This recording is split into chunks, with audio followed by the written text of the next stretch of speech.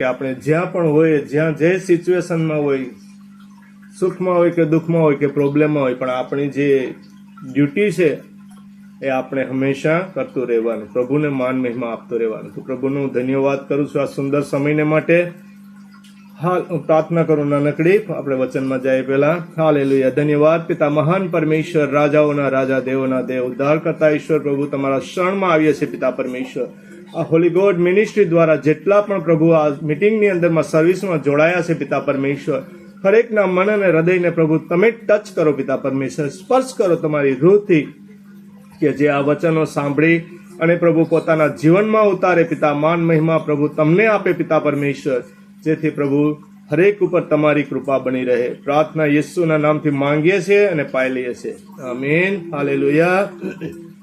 આજે આપણે શીખીશું પ્રભુએ જે આપણી સાથે કરારો કર્યા છે, કરારો વિશે. કેમ કે પરમેશ્વરે પ્રભુના લોક છે, જે દાસો છે, જે સંદેશ વાહકો છે, એ લોકોએ સાથે પ્રભુએ પહેલેથી જ કરાર કર્યા હતા. તો આપણે જોઈએ છે કે બાઇબલની અંદરમાં પણ જૂનો કરાર અને નવો કરાર, બે કરાર આપવામાં આવ્યા છે. તો આપણે જોઈએ છે કે જૂના કરારની અંદરમાં નિયમો હતા, કાર્યો હતા, અને નવા કરારની અંદરમાં પ્રભુનો પ્રેમ, કૃપા અને માફી દર્શાવવામાં આવે છે, બતાવવામાં આવ્યા છે. તો પિતા પરમેશ્વરે, પ્રભુ યહોવાએ જે કાર્યો કર્યા હતા, મહાન પરમેશ્વરે, એનો આપણે પ્રભુને ધન્યવાદ કરવાનો છે. કે પ્રભુએ જૂના કરારની અંદરમાં જે એક નિયમો આપ્યા હતા, આપણા માટે કાર્યો આપ્યા હતા, પણ નવા કરારની અંદરમાં એના દીકરા દ્વારા આપણી સાથે શુભ સંદેશો આપ્યા, આપણા માટે કરીને નવા કરાર આપ્યા. તો આપણે વચનમાં જઈશું અને જોઈશું. માન મહિમા આપણે પરમેશ્વરને આપતા. આમીન. હાલેલુયા. તો આપણે જોઈએ છે કે બોલવાનું ચાલુ રાખવાનું કંઈ વાંધો નથી, એ આપણે બોલવાનું ચાલુ જ રહેશે. તમે નથી આમીન હાલેલુયા બોલીને કરી શકો છો, બંને ચાલુ રહે તો કંઈ વાંધો નહીં. ઓકે. તો પરમેશ્વરે, પ્રભુ યેસુ મસીહે પણ આપણા માટે જીવનદાન આપ્યું હતું. આપણે નવા કરારની અંદરમાં જોશું. અને પ્રભુ યહોવાએ જે આપણે એના દાસો, સેવકો દ્વારા વાત કરતા હતા. તો આપણે જોઈએ કે જૂના કરારની અંદરમાં શરૂઆતમાં અબ્રાહમ સાથે પણ પ્રભુએ કરાર કર્યો હતો યહોવાએ. જે ઉત્પત્તિની અંદરમાં આપણે 15 ચાપ્ટરની અંદરમાં જોવા મળે છે કે જ્યારે પ્રભુએ અબ્રાહમને પસંદ કર્યો હતો, અબ્રાહમને આશીષ આપી. કેમ કે અબ્રાહમ સાથે કરાર કર્યો ત્યારે અબ્રાહમ કરારને ઉભેર્યો, આધીન રહ્યો. ત્યારે એના દીકરાને પણ કરાર કર્યો પ્રભુએ, ઈશાકને, અને પછી યાકોબ સાથે. અને યાકોબના 12 દીકરાના દ્વારા એક મોટી પ્રજા બની, જે ઇજિપ્તમાં ગયા હતા. અને ઇજિપ્તની અંદરમાંથી ગયા ત્યારે તો બહુ થોડાક જ હતા, અને પછી ત્યાં એ લોકો વધીને માનો કે 20 લાખ જેટલા આસપાસ જેટલી મોટી પ્રજા બની ગઈ. પણ આ બધી વાતો અબ્રાહમ સાથે પ્રભુ યહોવાએ કરી હતી કે શું થશે અને શું નહીં થાય. પ્રભુએ આ બધું અબ્રાહમ સાથે વાત કરી લીધી હતી કે ભાઈ તમારા આ તારી પ્રજા છે 40 વર્ષ સુધી અરણ્યમાં રખડશે, પણ જે તારા પબ્લિક, તારી જે પ્રજા ઉપર જે કોઈ જુલમ ગુજારશે એની ઉપર હું જુલમ લાવીશ. તો આપણે જોઈએ છે કે પ્રભુ ઈસુ આ યહોવાએ પિતા અબ્રાહમ, આપણો આદિપિતા પિતા અબ્રાહમ છે, એના દ્વારા પણ પ્રભુએ કરાર કર્યો હતો. તો આપણે જોઈએ છે કે એ પ્રજાને ઇજિપ્તની અંદરમાંથી લાવવા મોસે અને આરોનને મોકલાવવામાં આવે છે. અને જ્યારે એ પ્રજા ઇજિપ્તની અંદરમાંથી નીકળી આવી ત્યારે પ્રભુએ એક પેલો કરાર આ ઇઝરાયેલી પ્રજા સાથે સિનાઈ પર્વત ઉપર કર્યો હતો, જે આપણે જોઈ શકીએ છીએ નિર્ગમનની અંદરમાં વચન છે. ચાપ્ટર 19ની અંદરમાં 5 થી 6 વચન વાંચીશું, પછી આપણે જોઈશું એની અંદરમાં કે આ પ્રજા સાથે પ્રભુએ કરાર કર્યો હતો. જૂના કરારની અંદરમાં શું કરાર હતો એ આપણે વાંચીશું અને સમજીશું. તો આપણે વાંચીએ. અહીંથી હંસાબેન વચન વાંચશે. ઓકે ઓકે અહીંથી વાંચો.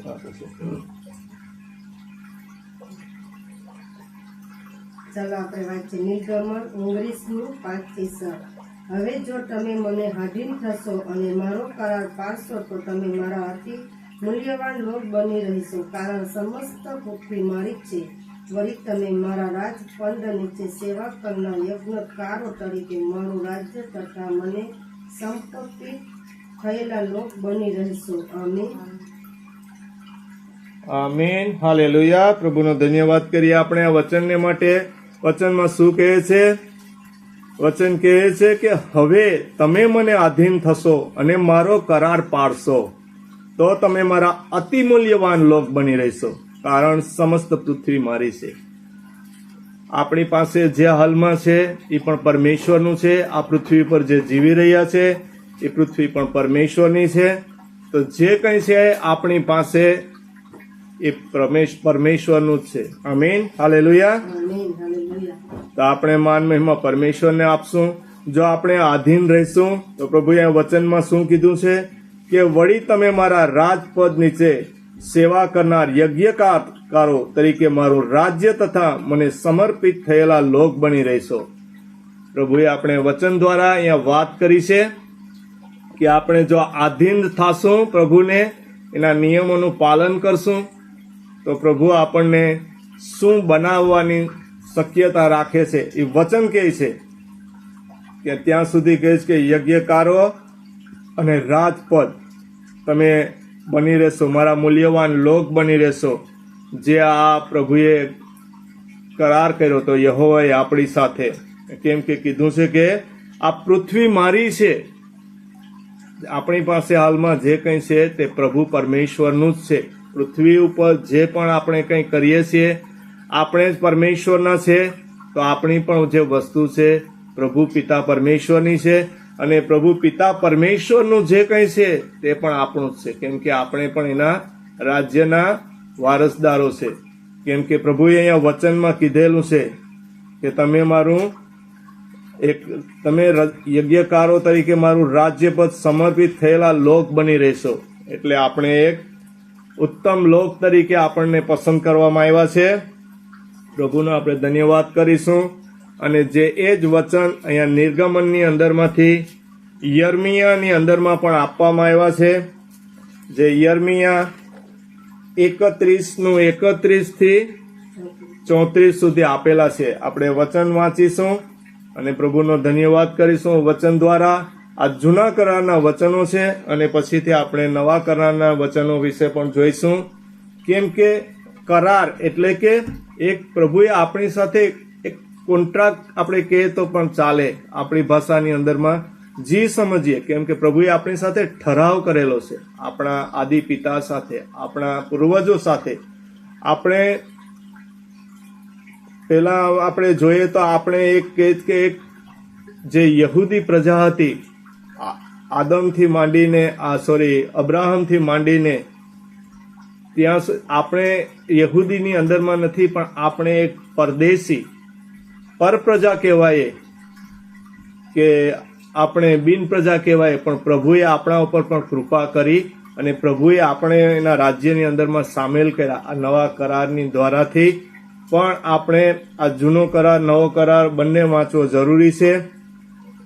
વચન આપણે વાંચીશું યર્મિયાનું 31 અને 31-34 સુધી.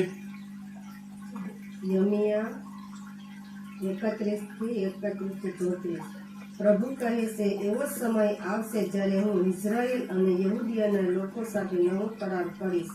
હું તેમના પૂર્વજોનો હાથ પકડીને તેમને ઇજિપ્તમાંથી બહાર દોરી લાવ્યો ત્યારે તેમની સાથે જે કરાર કર્યો હતો તેના જેવો આ કરાર નહીં હોય. હું તેમને પતિ હોવા છતાં તેમણે મારો કરાર ઉઠાવ્યો.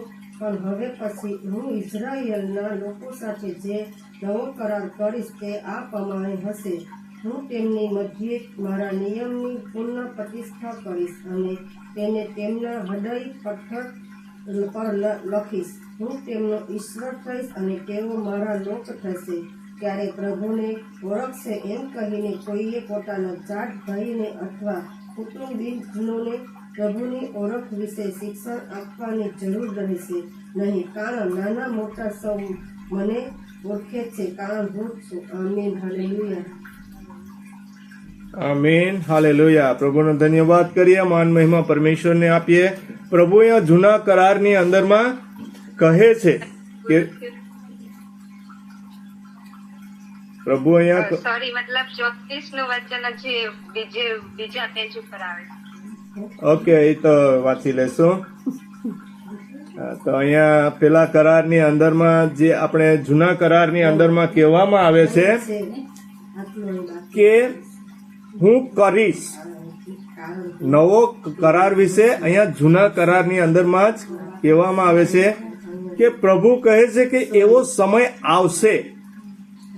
તો આપણે જોઈએ છે કે હાલમાં આપણે આ બાઇબલ તો હજારો વર્ષ પહેલા લખાઈ ચૂકી છે, ત્યારનું કહેવામાં આવ્યું છે. તો આ સમય તો વીતી ગયો છે, સમય પાસ થઈ ગયો છે. ને આ યહૂદિયાના લોકો સાથે નવો કરાર કરવા વિશે લખે છે અને કહે છે કે તમારા પૂર્વજોનો હાથ પકડીને ઇજિપ્તમાંથી હું બહાર દોરી લાવ્યો. આપણે જોઈ ગયા કે આદમના જે વંશજો હતા ઇજિપ્તની અંદરમાં જઈને વસાતા, તો પ્રભુએ આ મહાન પ્રજાને અબ્રાહમને જે સાથે કરાર કર્યો હતો, ત્યારે આ જેટલા એના લોક હતા, પ્રભુ એક ચમત્કારિક રીતે એક સમુદ્રના 2 ભાગ કરીને આ બધાને દોરી લાવ્યા, પાસ કરી લાવ્યા. તો અહીંયા પ્રભુએ વચન આપે છે કે હું આ કરીશ નવા કરારની અંદરમાં, કેમ કે પ્રભુને ખબર છે કે આ મારી જે પ્રજા છે એ કેવી પ્રજા છે, એક જિદ્દી પ્રજા છે. જેટલું એને પ્રજાને આપણે જોઈએ છે કે ઇજિપ્તની અંદરમાંથી લોકો દોરીને લાવ્યા, એક ગુલામીમાંથી છોડાવ્યા, તોય છતાં પણ એ લોકોએ કેટલા નિયમો તોડ્યા, કેટલા આજ્ઞાનો અનાજ્ઞાપન કર્યું. તો પ્રભુ અહીંયા સમજાવે છે કે આ પ્રભુને ખબર છે કે અમારી પ્રજા જિદ્દી અને હટીલી છે. એટલે ત્યારે પણ અહીંયા કીધું સિનાઈ પર્વત ઉપર તો એ લોકોની સાથે કરાર કર્યો હતો, પણ અહીંયા પણ કહે છે યર્મિયા સુધી પહોંચતા, અને યર્મિયા સંદેશવાહક દ્વારા પણ કહેડાવે છે કે હું કરીશ, નવો કરાર માટે હું કરીશ. અને અહીંયા શું કહે છે, કરાર કર્યો હતો તેના જેવો આ કરાર નહીં હોય. જે આ કરાર કર્યો હતો, ક્યાં કર્યો હતો? જે સિનાઈ પર્વત ઉપર.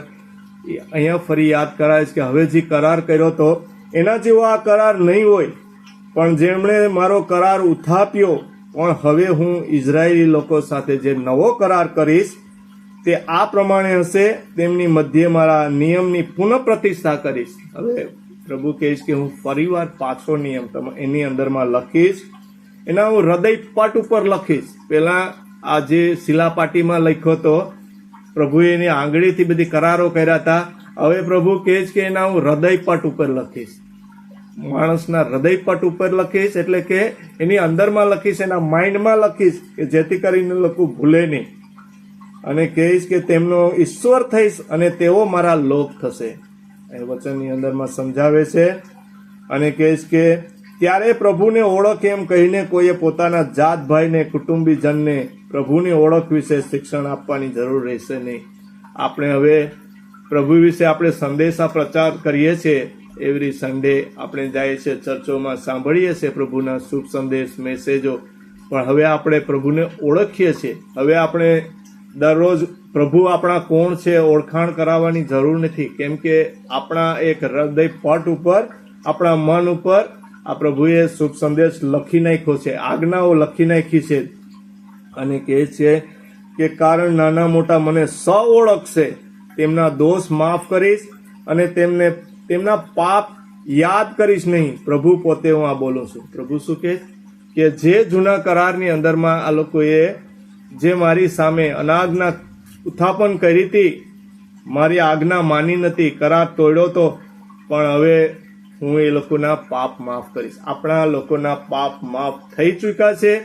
એટલે આપણે હવે પ્રભુએ જે આપણા હવે હૃદય ઉપર જે આ કરાર લખી નાખ્યા છે, તો આપણે હવે ગલતી કરવાની નથી, ભૂલો કરવાની નથી. પ્રભુએ કીધું હતું કે આ જૂના કરારની અંદરમાં જે નિયમો હતા, કાર્યો હતા, કામ હતું બધી, પણ હવે પ્રભુ ઈસુ મસીહ આ નવા કરાર કરાવવા માટે એના દીકરાને, આ પ્રભુ યહોવા બાપ ઈસુ મસીહને મોકલાવે છે. તો પ્રભુ ઈસુ મસીહ આ શા માટે આવ્યા હતા? પહેલા આપણે યહૂદીઓ હતા કે શાસ્ત્રી ફરોશી હતા, જાત જાતની પ્રજા હતી, પણ પ્રભુ ઈસુ મસીહને આ મોકલાવ્યા આ ધરતી ઉપર કે આ કરાર આખી દુનિયા માટે કર્યો હતો. યહૂદી હોય, બિન યહૂદી હોય, પરદેશી હોય કે કોઈ પણ હોય, પ્રભુએ બધા માટે આ કરાર કર્યો હતો. પણ જે આ કરાર એક્સેપ્ટ કરે, કરાર શું હતો કે પ્રભુએ હરેકના પાપ માફ કરવા માટે બલિદાન આપ્યું હતું. પણ આપણે આપણા મન, હૃદય, જીભ, હોઠથી કબૂલ કરવાનું છે, તો આપણા માટે આ થશે. કેમ કે પ્રભુ ઈસુ મસીહ આ ધરતી ઉપર કોઈ ધર્મ, જાતિ, કોઈ ભાષાના કે જ્ઞાતિ માટે નતા આવ્યા. એ પ્રભુ પિતા પરમેશ્વર આપણે પાપમાંથી છોડાવવા માટે, નવું જીવન આપવા માટે પોતાનું જીવન આપ્યું. અને આપણું આ જૂનું જીવન હતું એ મૃત્યુ પામ્યું અને આપણે નવું જીવન આપ્યું. તો આપણે આ પ્રભુએ કરાર તાજો કર્યો તો ઈસુ મસીહને આપણા માટે. તો આપણે માફી, ઉદ્ધાર માટે આપણા માટે આવ્યા હતા પ્રભુ. તો આપણે વચનની અંદરમાં જોવા જઈશું. વચન વાંચીશું માથીનું 26 અને 28 વાંચીએ આપણે કે પ્રભુએ આપણા માટે કરીને ખુદનું જીવન દાન આપી દીધું. પ્રભુનો આપણે ધન્યવાદ કરીએ. માન મહિમા પરમેશ્વરને આપીએ આપણે વચનો દ્વારા. આમીન, હાલેલુયા. માથી 26:28 ઈશ્વરના નવા કરારને મંજૂર કરનાર આ મારું રક્ત છે, ઘણાઓને પાપની માફી મળે તે માટે એ રેડનાર છે. આમીન, હાલેલુયા. આમીન, હાલેલુયા. શું કહેવામાં આવે છે અહીંયા? પ્રભુ ઈસુ મસીહે આ પોતાનું જે જીવનદાન આ ક્રુસ ઉપર ક્રુસિફાય થવાના હતા, એની આગલી રાતે પ્રભુએ આ વચનો આપી દીધા હતા. આ વચનની અંદરમાં શું કીધું હતું? જ્યારે એ પ્રાર્થના કરીને અને શિષ્યોને કીધું કે આ હાથમાં રોટલી લઈને કીધું હતું કે આ મારું શરીર છે, તમારા માટે ભાંગવામાં આવશે. પ્યાલો લઈને કીધું હતું કે આ મારા રક્તથી મંજૂર કરાયેલો આ નવો કરાર છે. આ રક્તની માફી, આ રક્ત દ્વારા પાપની માફી ઘણાને માટે મળે એટલા માટે રેડાનાર છે. અહીં વચનમાં કહે છે જે આ જૂનો કરારની અંદરમાં આપણે જોઈ ગયા હતા, આ નવો કરાર દ્વારા પ્રભુ ઈસુ મસીહ આપણી સાથે વાત કરે છે. પહેલા પ્રભુ યહોવા બાપ જે શરૂઆતની અંદરમાં જેના યજ્ઞકારો કે જે કાર્યકર્તાઓ હતા એના દ્વારા આપણી સાથે વાત કરતા હતા વચન દ્વારા. પવિત્ર આત્મા ત્યારે આવતો હતો ને જતો હતો, પણ પ્રભુ ઈસુ મસીહ આવ્યા ત્યારે આપણા માટે એને ખુદ આપણા માટે એનું નવું જીવન આપી દીધું. અને જે આ કરાર કર્યો છે એ આપણા હૃદય પટ ઉપર હવે લખવાનો છે. એટલું યાદ આપણે રહે.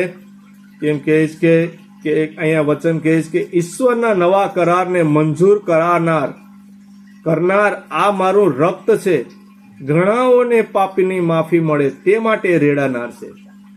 તો આપણે પાપની માફી માટે આ પ્રભુએ રેડી નાખ્યું છે. આપણે જોયું છે, આપણે પ્રભુ ભોજ આપણે જ્યારે લઈએ છીએ ત્યારે પણ આપણે આત્મ પરીક્ષા કરીએ છીએ કે આ પ્રભુએ આપણા માટે શું કર્યું છે, કેટલું બલિદાન આપ્યું છે. લુકની અંદરમાં પણ આપણે એક વચન વાંચીશું. હું અહીંયાથી જ વાંચું છું.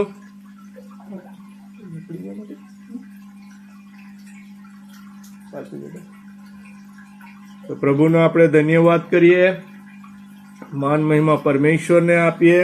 લુક 22:20 એ જ પ્રમાણે ભોજન કરી રહ્યા પછી તેમણે પ્યાલો આપતા કહ્યું, આ પ્યાલો તમારે માટે રેડનાર મારા રક્તથી મંજૂર કરાયેલો ઈશ્વરનો નવો કરાર છે. આમીન, હાલેલુયા. આમીન, હાલેલુયા. તો અહીંયા આપણે લુકની અંદરમાં માથીની અંદરમાં અને માર્કમાં પણ વચનો આપેલા છે કે પ્રભુએ અહીંયા જે જૂના કરાર વિશે યહોવા પિતાએ કીધું હતું, હવે અહીંયા નવા કરારની અંદરમાં પ્રભુ ઈસુ મસીહ ખુદ એના દીકરા દ્વારા આપણી સાથે વાત કરે છે. તો આ જે વચન આપ્યા છે આ વચનને માટે આપણે વિશ્વાસ કરવાનો છે. પ્રભુએ જ્યારે આ વચન ખાલી અમથા જ આપ્યા નથી, આ વચન આપણે માટે જીવિત વચન છે. આપણે એને ગંભીરતાથી વચન લેવાના છે. પ્રભુએ જ્યારે આ કાર્ય કરતા પહેલા પ્રભુએ અહીંયા વચનમાં કહી દીધું હતું. અને આપણે જોઈએ છે કે ત્યાં યર્મિયાની અંદરમાં આપણે 31:31-34 વાંચ્યું કે હું કરીશ. તો પ્રભુએ એના દીકરાને આ મોકલાવ્યો અને આ નવો કરાર આપણા માટે કર્યો.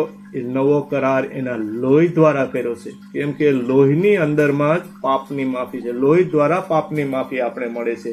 જૂના કરારની અંદરમાં આપણે જોતા હતા કે પ્રાણીઓના બલિદાન કરવામાં આવતા હતા, હજારો બલિદાનો કરવામાં આવતા હતા. પાપની માફી ત્યાં એટલો સમય સુધી જ રહેતી હતી, પણ પ્રભુએ જોયું, એના દીકરા દ્વારા જોઈ મોકલાવીને કહ્યું કે હવે આ પાપની માફી આજે એક જ બલિદાન દ્વારા કાયમને માટે માફી મળી જશે. પહેલા માફી મળતી હતી, એક પાપ જે કરતા હતા એટલા પૂરતું જ, પાછું પાપ કરે એટલે એનું જે ઊભું ને ઊભું જ રહેતું હતું બલિદાન. પણ પ્રભુ ઈસુ મસીહ દ્વારા હવે આપણે જે પાપની માફી આપવામાં આવી છે, એમ કે પ્રભુના વચનમાં કહે છે કે પ્રભુ પોતાનું ખુદનું લઈને પરમ પવિત્ર સ્થાનની અંદરમાં પ્રવેશ્યા હતા, કોઈ વાછડાનું કે ઘેટા બકરાનું નહીં. તો આ શરીર એક પવિત્ર આત્મા દ્વારા તૈયાર કરવામાં આવ્યું હતું. પ્રભુએ મહાન યોજના બનાવી હતી.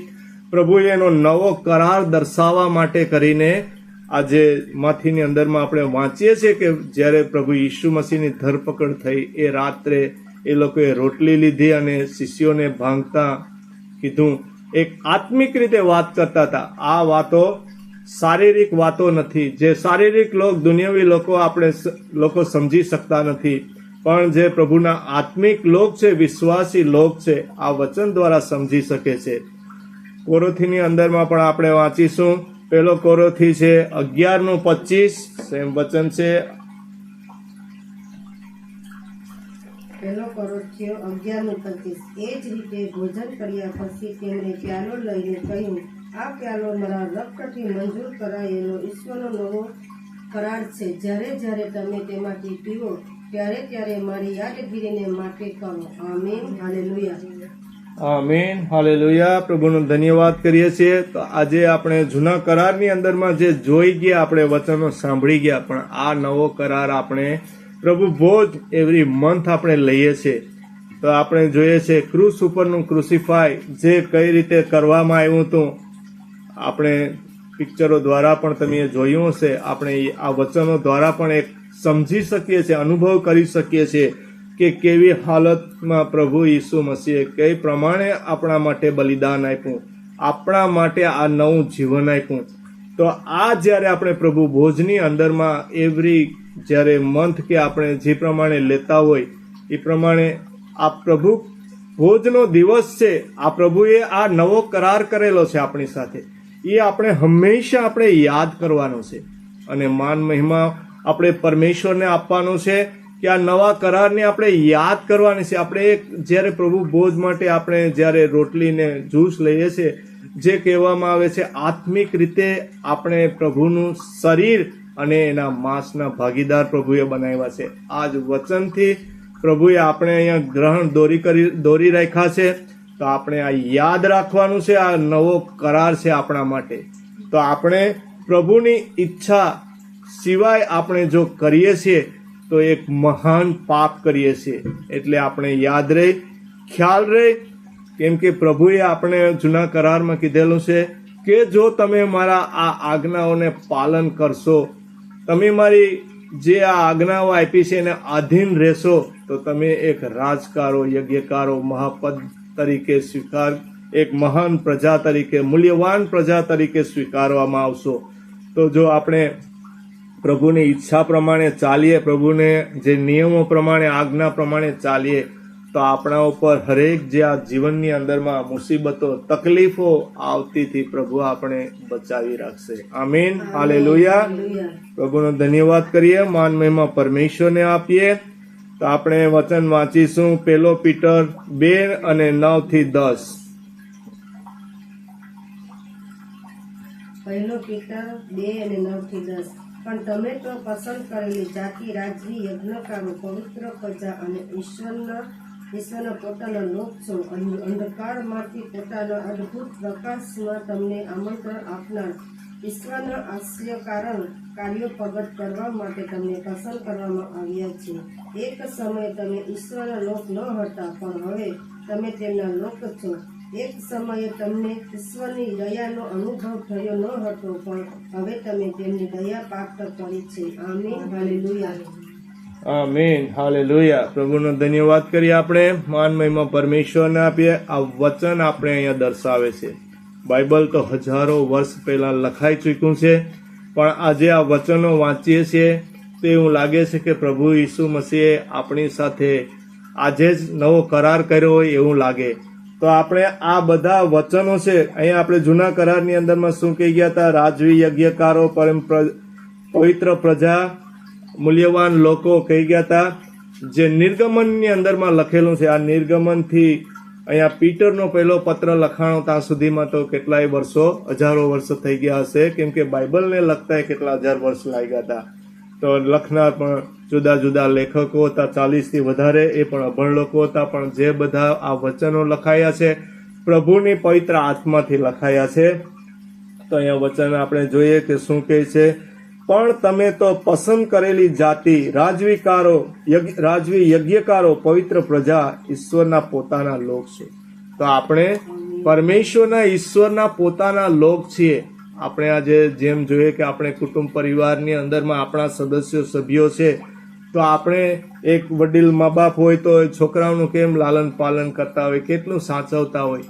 તો કેમ કે આપણા નાના બાળકો હોય ત્યારે આપણા કંટ્રોલમાં રહેતા હોય, મોટા થઈ જાય પછી રહેતા નથી. આજે આપણી પ્રજાની અંદરમાં પણ જોઈએ કે આ ઇઝરાયેલી પ્રજા હતી, શરૂઆતની અંદરમાં દુઃખ તકલીફમાં, પ્રોબ્લેમમાં હતી. ઇજિપ્તની અંદરમાં ત્યારે ગુલામીમાં હતા, ત્યારે નિશાસા નાખતા હતા, પ્રભુને પોકારતા હતા, પણ એ લોકો દુઃખ તકલીફ આવતી હતી, પ્રોબ્લેમ આવતા હતા એટલે તરત જ કચકચ કરવા માંડતા હતા. પણ આપણે આજે હવે અહીંયા કીધું છે આપણે કે આપણે પસંદ કરેલા હવે રાજવી યજ્ઞકારો ને પવિત્ર પ્રજા આપણે એના પોતાના લોક તરીકે દર્શાવવામાં આવ્યા છે. અને કહે છે કે અંધકારમાંથી પ્રકાશમાં તમને આમંત્રણ આપનાર ઈશ્વરના આશ્રયકારક પ્રગટ કરવા માટે તમને પસંદ કરવામાં આવ્યા છે. આમીન. તો એક સમયે કહે છે કે તમે એના લોક ન હતા, પણ હવે તમે એના લોક છો. જે આપણે આદિ પિતા આપણો અબ્રાહમ, જે યહૂદી દ્વારા હતા બધા લોકો, પણ આપણે યહૂદીઓ નથી. આપણે તો એક પરદેશી છે, બિન યહૂદીઓ છે. પણ પ્રભુએ આજે આપણે પણ અંધકારમાંથી પ્રકાશમાં લાવ્યા હતા. પહેલા આપણે અંધકારમાં હતા, શેતાનને આપણે માન આપતા હતા. આપણે સમજતા નતા કે આપણે કોની આરાધના કરી રહ્યા છે, કોને માન મહિમા આપીએ છીએ, આપણે ખબર નથી. કેમ કે શેતાન પ્રભુથી વિરુદ્ધ હતો, જેને આપણા આંખ ઉપર, કાન ઉપર, મુખ ઉપર, હૃદય ઉપર એવી અંધકારની પટ્ટી મારી દીધી હતી કે આપણે છતી આંખે સચ્ચાઈ દેખતા નતા, છતાં કાને સચ્ચાઈ સાંભળતા નતા, અને આપણા મુખથી પણ સચ્ચાઈ ઉચ્ચારતા નતા, અને આપણા હૃદયથી પણ આપણે ગ્રહણ કરતા નતા, સમજતા નતા, વિચારી શકતા નતા, અનુભવી શકતા નતા. પણ આજે આપણે ખ્યાલ આવે છે કે પહેલા આપણે કેવા અંધકારમાં હતા, પણ હવે પ્રભુ એના અદ્ભુત પ્રકાશની અંદરમાં લાવ્યા છે. આપણે પસંદ કર્યા છે એના દીકરા દીકરી, રાજવી અધિકારો બનાવ્યા છે. તો આપણે પ્રભુએ એટલી માન મહિમા આપણે આપે છે. જે પ્રભુને આપણે માન મહિમા આપીએ છીએ એના કરતા પરમેશ્વર આપણે ઊંચા હોદ્દા ઉપર રાખ્યા છે. તો આપણે વિચાર કરવો પડે. અને કહીશ કે એક સમયે તમને ઈશ્વરની દયાનો અનુભવ ન હતો, પણ હવે તમને તેમની દયાનો અનુભવ છે. તમે એની દયા પ્રાપ્ત કરી છે. પહેલા આપણને ફિલિંગ નહોતું થતું કંઈ. આપણે બહુ બધા કાર્યો કરતા હતા, બહુ મહેનત કરતા હતા, બલિદાનો આપતા હતા, પણ કોઈ પરિણામ નહોતું આવતું. જેમ આપણે જોઈએ છીએ પ્રાણીઓના બલિદાન ચડાવીને આપણે ચડાવતા હતા, પણ અંતે ત્યાં ને ત્યાં જ રહેતા હતા. પણ આપણે હવે જોઈએ છે, આપણે સમજીએ છીએ કે આ બધું કર્યું હતું, રોંગ હતું, ખોટું હતું. પણ હવે આપણે આજે પ્રભુની દયા પ્રાપ્ત થઈ છે. માન મહિમા આપણે પરમેશ્વરને આપશું. આપણે એક વચન ઓર વાંચીશું, હિબ્રુનો પત્ર 10, 16 અને 17 વાંચી લેશું. હિબ્રુનો પત્ર 10 અને 16 અને 17. પ્રભુ કહે છે, આવનાર દિવસોમાં તેમની સાથે હું આ કરાર કરીશ. હું મારા નિયમો તેમના હૃદયમાં મૂકીશ અને તેમના મન ઉપર તે લખીશ. પછી તે કહે છે, હું તેમના પાપ તથા દુષ્કર્મો ફરીથી યાદ કરીશ નહીં. આમીન. હાલેલુયા. આમીન, હાલેલુયા. પ્રભુનો ધન્યવાદ કરીએ આપણે. પ્રભુએ અહીંયા એક જગ્યાએ નહીં પણ આપણે 3 થી 4 જગ્યાએ બધા વચનો વાંચ્યા છે.